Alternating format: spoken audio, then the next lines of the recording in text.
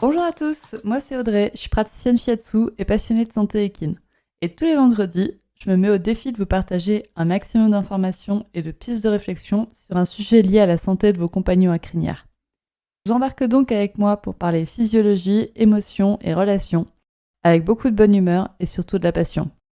C'est parti, je vous souhaite une bonne écoute.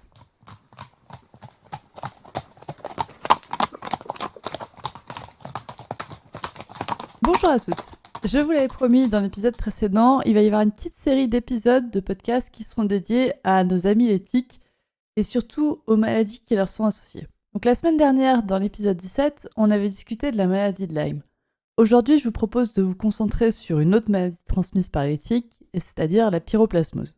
Cet épisode va donc prendre une structure qui est assez similaire à celle de l'épisode précédent, c'est-à-dire que nous allons commencer par des petites définitions en ce qui concerne la pyroplasmose, puis on abordera les symptômes de la maladie, son diagnostic et ses traitements, classiques et alternatifs. Et comme je ne peux pas vous parler de la pyroplasmose sans parler du programme pyrogotique, on en parlera à la fin de cet épisode. Donc premièrement, on va passer sur des définitions. Donc la pyroplasmose, c'est dû à l'infection du cheval par deux protozoaires parasites, Theileria equi ou Babesia cabali. Alors qu'est-ce que c'est des protozoaires ? Un protozoaire, c'est un organisme qui ne possède qu'une seule cellule, et il est mobile et il ingère sa nourriture en détruisant d'autres cellules. On appelle ça phagocyté. Les protozoaires sont responsables de la pyroplasmose et ils se déplacent en groupe et ils vont coloniser des hématies, c'est-à-dire des globules rouges, et les détruire pour s'en nourrir. Et qui dit moins de globules rouges dit anémie. Anémie, ça veut juste dire baisse du taux de globules rouges. Vous allez voir cet épisode, il y a plein de gros mots pour dire des choses super simples. Genre protozoaire, phagocyté, hématie, anémie. Je pouvais juste vous dire, la pyroplasmose, c'est deux parasites qui se déplacent en bande et qui détruisent des globules rouges. Voilà, c'est dit, comme ça. Mais si maintenant vous voulez faire la version culture confiture et que vous voulez vous la péter dimanche au dîner de famille, vous pourrez dire, la pyroplasmose est causée par deux protozoaires qui phagocytent les hématies du cheval, causant ainsi une anémie. Voilà, comme ça vous pourrez vous la péter un petit peu. Bon, revenons à nos globules rouges. Donc, les globules rouges, ils meurent. Qu'est-ce que ça va bien pouvoir signifier pour le cheval ? Eh bien en fait, les globules rouges, ils ont un rôle d'oxygénation de l'organisme. C'est-à-dire qu'ils servent à transporter l'oxygène des poumons jusqu'aux muscles et à ramener le dioxyde de carbone des muscles jusqu'aux poumons. Ils servent donc à oxygéner tout le corps et à permettre son bon fonctionnement, et notamment le bon fonctionnement des muscles. De tous les muscles, c'est-à-dire autant les muscles qu'on a l'habitude d'appeler des muscles, comme le biceps, les muscles de la cuisse, etc., mais aussi tout ce qui est muscles intestinaux ou muscles cardiaques. Ce sont des muscles. Du coup, en sachant que la pyroplasmose détruit ces globules rouges et donc empêche le bon fonctionnement des muscles, on va comprendre les différents symptômes qui y sont associés. Premièrement, il y a une forte hyperthermie qui va provoquer la transpiration du cheval. Hyperthermie, c'est-à-dire qu'il y a une hausse de la température du cheval, et ça, c'est normal et c'est lié à toutes les infections. À partir du moment où il y a une infection, un des mécanismes de défense du corps, c'est de monter sa température pour détruire cette infection. Ensuite, il va y avoir une faiblesse générale du cheval, parce que, on l'a vu, il y a un manque d'oxygène dans les muscles. Du coup, ça fonctionne moins bien, le cheval va être en mode économie d'énergie, du peu d'oxygène qu'il a, et donc va être plus faible. On remarque aussi qu'il y a souvent une anorexie, donc une perte de poids, parce qu'il y a une perte d'appétit. Le cheval est plutôt faible, donc vraiment il se met en mode économie d'énergie au maximum, et souvent, du coup, il mange moins. On observe aussi des ictères. C'est encore un mot compliqué, juste pour dire que le cheval a les muqueuses qui sont un peu jaunes. Ils sont un peu jaune verdâtres. Il y a également des œdèmes qui apparaissent au niveau des membres et au-dessus des yeux. Ça veut dire qu'il va y avoir des gonflements des liquides qui se mettent à des endroits où ils ne devraient pas être, donc ça forme des œdèmes. Il peut y avoir une congestion des muqueuses, c'est-à-dire qu'il y a la dilatation des vaisseaux sanguins qui sont dus à une trop grande quantité de sang. Donc les muqueuses paraissent rouges. Combinées à l'ictère qu'on a vu précédemment, donc avec les muqueuses qui sont jaune-vertes, ça va vous donner en fait des muqueuses qui sont jaunes avec des taches rouges dedans. On peut avoir de Non, c'est pas réussi. On peut avoir de l'hémoglobinurie. Punaise, mais moi j'ai du mal à les dire ces mots compliqués. C'est-à-dire que c'est une présence de sang dans les urines, qui est à l'origine d'une coloration foncée. C'est-à-dire que les urines vont être plus foncées.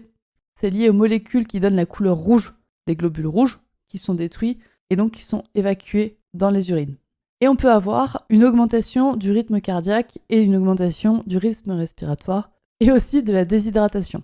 Ça, c'est normal vu qu'il y a une transpiration, une montée en température du cheval, donc une transpiration, donc il va y avoir potentiellement une déshydratation. Il existe une forme suraiguë de la pyroplasmose qui est présente surtout chez les poulains, qu'on appelle pyroplasmose néonatale. Les symptômes sont similaires, mais encore plus forts, encore plus violents. Et malheureusement, c'est souvent mortel pour les poulains. Donc vous voyez que tous ces symptômes sont quand même assez similaires à ceux qu'on a vus pour la maladie de Lyme. Donc en gros, il y a une baisse de forme du cheval et une hyperthermie et une montée en température. On a quand même souvent des chevaux qui sont un petit peu moins en forme et qui présentent un petit peu de température. Donc dans le cas-là, on peut penser à la pyroplasmose et à la maladie de Lyme. Et vous vous souvenez aussi que je vous ai dit que la pyroplasmose, elle est causée par 2 protozoaires. C'est-à-dire que les 2 protozoaires vont causer les mêmes symptômes. C'est une maladie qui peut avoir 2 causes différentes. Mais les symptômes qui sont provoqués par une infection par Theileria equi sont souvent plus sévères que ceux qui sont causés par Babesia cabali. C'est-à-dire que votre cheval présentera plus de fièvre, plus vite par exemple. Et pour cette raison, une infection par Theileria equi est souvent plus mortelle pour le cheval. Une autre des particularités de Theileria equi, c'est que ce protozoaire va provoquer une forme latente de la pyroplasmose. En phase latente, les parasites ne sont plus visibles dans le sang, mais ils vont se localiser dans les organes hématopotéiques, c'est-à-dire des organes où se déroule le stockage et la production de sang, comme le foie, la rate ou la moelle osseuse. Et lorsqu'il y a une baisse des défenses immunitaires, par exemple due à un stress ou à une maladie, le parasite va réapparaître dans la circulation sanguine générale du cheval. Et donc, le cheval va présenter ce qu'on appelle une rechute de pyroplasmose avec réapparition des symptômes. Ça, c'est possible que si c'est une infection par Theileria equi. Si c'est une infection par Babesia cabali, normalement, une fois que les parasites ne sont plus visibles dans le sang, ils ne sont plus dans le corps du cheval. Et du coup, c'est là que c'est assez important de passer à la phase de diagnostic. Donc le diagnostic est assez simple, c'est une prise de sang, une analyse de l'échantillon. Contrairement à la maladie de Lyme, le diagnostic est assez fiable sur la pyroplasmose et sur le type de protozoaire engagé. Donc, vous saurez par quel type de protozoaire votre cheval a été infecté. Et donc, si potentiellement c'est une forme latente, c'est une forme qui va pouvoir devenir chronique, ou une forme qui, une fois traitée, n'aura plus d'impact pour votre cheval. Et contrairement à la maladie de Lyme, donc j'ai dit que le diagnostic était plutôt fiable. C'est-à-dire que les risques de faux positifs ou de faux négatifs sont beaucoup plus faibles pour la pyroplasmose que pour la maladie de Lyme. Donc c'est plus sûr. On a déjà ça qui est différent entre les deux et franchement, c'est pas plus mal de bien diagnostiquer au moins une des maladies d'éthique. Donc on a vu les symptômes, le diagnostic. Donc on a vu des définitions, les symptômes, le diagnostic. On va passer maintenant au traitement. Pour le coup, le traitement standard, c'est un peu le même aussi, c'est des antibiotiques et c'est le fameux Carbesia. On entend souvent par voie injectable. Donc c'est 2 injections qui se font très rapprochées. Il me semble que c'est une injection un jour et la deuxième injection le lendemain. C'est un antibiotique qui est très très costaud. Par contre, il est très efficace. Il est très efficace contre cette maladie, c'est-à-dire que normalement, après un traitement par antibiothérapie, votre cheval n'est plus malade. N'est plus malade de la pyroplasmose.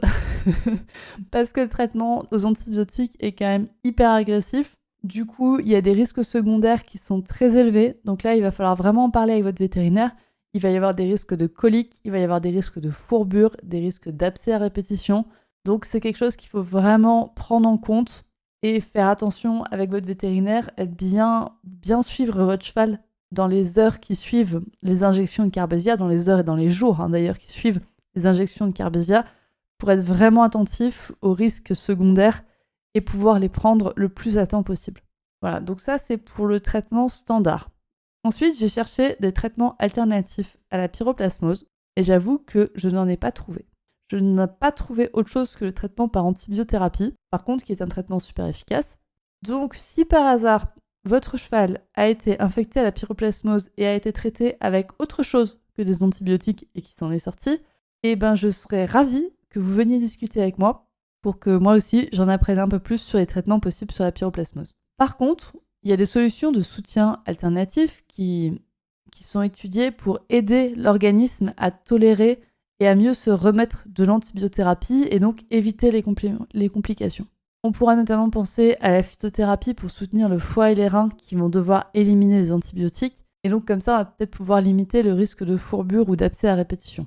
On peut également penser au shiatsu pour soutenir ces mêmes organes ainsi que le système immunitaire et donc éviter une rechute pour votre cheval s'il a été parasité par Theileria equina. Parce que là, par contre, moi je pense que tous les traitements alternatifs ont vraiment leur place dans la prévention des rechutes de la pyroplasmose et qu'on va vraiment pouvoir aider votre cheval à limiter le plus possible les rechutes et l'intensité des rechutes également.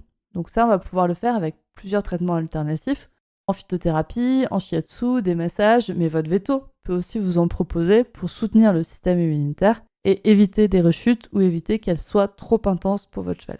Voilà, on a fait le tour de la pyroplasmose, mais comme je vous l'ai dit en introduction, c'était impossible pour moi de parler de pyroplasmose sans parler du programme Pyrogotique. Alors, Pyrogotique, qu'est-ce que c'est ? C'est un programme de recherche scientifique qui est mené par l'INRAE et qui vise à mieux connaître la pyroplasmose. Comment elle se transmet au cheval, quelles espèces de tiques transportent les parasites, comment les parasites se transmettent d'un stade à un autre de la vie de la tique. Alors si toi aussi là tu viens d'apprendre qu'il existe plusieurs espèces de tiques et qu'elles ont différentes formes selon le stade de leur vie, tu peux taper dans tes mains. Non, moi je l'ai appris quand je me suis inscrite au programme Pyrogotique. Et donc les chercheuses, parce qu'il me semble qu'il n'y a que des filles dans l'équipe, alors je dis peut-être une bêtise, mais bon. Donc les chercheuses cherchent aussi à savoir l'étendue géographique des parasites dans la France. Et pour ça, elles ont besoin de vous. Alors comment vous pouvez les aider ? C'est très simple, tout le monde peut le faire. Vous pouvez envoyer les tiques que vous prélevez sur votre cheval pour qu'elles soient analysées par le laboratoire. Tout le monde peut participer au programme Pyrotique. Il suffit de trouver des tiques sur votre cheval, de les enlever entières, sans les écraser, sans leur couper la tête ou les pattes, de les mettre dans un bouchon avec un peu de coton et un peu d'humidité, de scotcher le bouchon pour éviter que la tique ne s'enfuit. Puis vous allez sur le site Pyrotique, vous remplissez la fiche descriptive et vous envoyez le tout à l'adresse indiquée et boum, vous aidez la science à peut-être trouver un jour un vaccin contre la pyroplasmose ou des traitements qui sont plus efficaces parce qu'on aura mieux compris les mécanismes de transmission de la pyroplasmose des tiques vers le cheval. C'est vraiment, moi je trouve ça vraiment génial. Alors, si vous voulez envoyer les tiques au laboratoire de l'INRAE, en description de cet épisode, je vous mets le lien pour que vous puissiez télécharger la fiche descriptive et pour que vous soyez vraiment au courant de toutes les conditions et les bons principes, parce que là, je vous l'ai expliqué à l'oral, mais c'est quand même mieux d'avoir une petite vidéo explicative pour savoir comment on met la tique dans le bouchon et comment bien l'envoyer pour qu'elle arrive entière. Donc, je vous mets tout ça en lien en description de cet épisode. Vraiment, je vous incite à le faire. Vous pouvez envoyer en fait même une seule tique, mais si vous envoyez une seule tique, ça peut déjà aider les chercheuses à comprendre la maladie et à mieux la soigner après. Et si vous voulez en savoir encore plus sur le programme Pyrogotique, je vous invite à regarder la vidéo de Millipat qui a été à la rencontre donc, pour tourner une vidéo. Et là pareil, je vous mets le lien en description de cet épisode. Je vous invite encore une fois à vraiment le faire parce que vous allez pouvoir aider peut-être pas votre cheval, mais peut-être d'autres chevaux qui ont été atteints de la pyroplasmose et vous allez pouvoir peut-être aider tous les prochains chevaux, on va dire, qui seront atteints de la pyroplasmose et ça, pour le coup, ça sera peut-être le vôtre. Donc vraiment, envoyez les tiques que vous enlevez à votre cheval parce que je sais que vous les enlevez, les tiques à votre cheval. Une fois que vous les avez enlevées, vous pouvez les envoyer, ça aidera à mieux comprendre. Voilà, c'est tout pour cet épisode qui est dédié à la pyroplasmose. Si vous avez bien suivi, vous saurez qu'on se retrouve la semaine prochaine pour encore parler de tiques et de parler de l'anaplasmose ce coup-ci. Donc c'est la dernière maladie dont on va parler. Et je vous dis donc à la semaine prochaine. Au revoir. Et voilà, c'est terminé pour aujourd'hui. J'espère que cet épisode vous a plu. Si c'est le cas, n'hésitez pas à partager le podcast à une personne qui veut aussi en apprendre plus sur les chevaux avec vous. Et retrouvez l'ensemble des informations et des liens en description de l'épisode, ainsi que sur le site www.murmure-animal.fr. Si vous avez des idées, des suggestions, ou si vous avez juste envie de me dire que vous avez trop aimé cet épisode, vous pouvez me laisser des petits mots sur Instagram à murmure.animal.shiatsu. Et n'oubliez pas de vous abonner à Murmuricain sur votre plateforme d'écoute préférée pour ne louper aucun épisode.